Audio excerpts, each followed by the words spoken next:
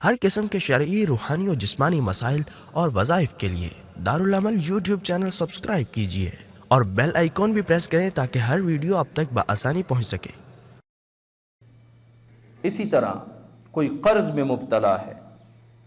اور قرض کے مسائل ہیں اس کے ساتھ، تو یہی آیت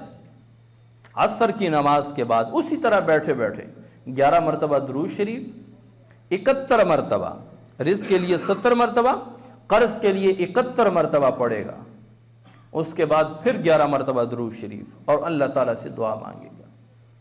ہمارے علماء نے لکھا ہے کہ مدارس کی اگر معاشی حالت کمزور ہو جائے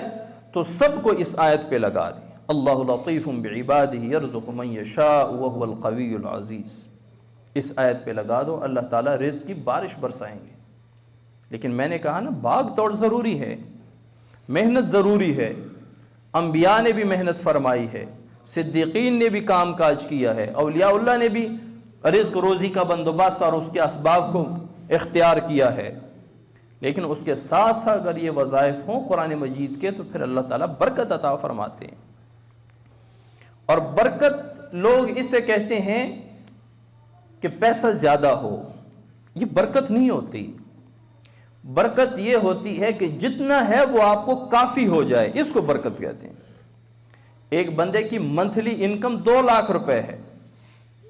لیکن اس سے یہ پیسے 2 لاکھ روپے کرائے، بل، بیماریاں، ڈاکٹر ان میں لگ رہے ہیں، کیس، وکیل ان میں لگ رہے ہیں، تو پیسے تو 2 لاکھ منتھلی آ رہے ہیں، لیکن 2 لاکھ سے زیادہ وہ جا رہے ہیں، تو اب اس میں برکت نہیں ہے۔ ایک آدمی کی امام مسجد کی تنخواہ 15,000 ہے، لیکن وہ 15,000 وہ مہینے کے اینڈ تک چل جاتے ہیں، وجہ برکت ہے۔ ایک کو 2 لاکھ روپے آ رہے ہیں لیکن پورے نہیں ہو رہے، ایک کے پاس ماہانہ 15,000 آ رہے ہیں اور پورے ہو رہے ہیں، وجہ کیا ہے؟ برکت۔ حضرت علی کرم اللہ وجہہ سے کسی نے برکت کے بارے میں پوچھا کہ یہ برکت کیا ہے، تو انہوں نے مثال سے سمجھایا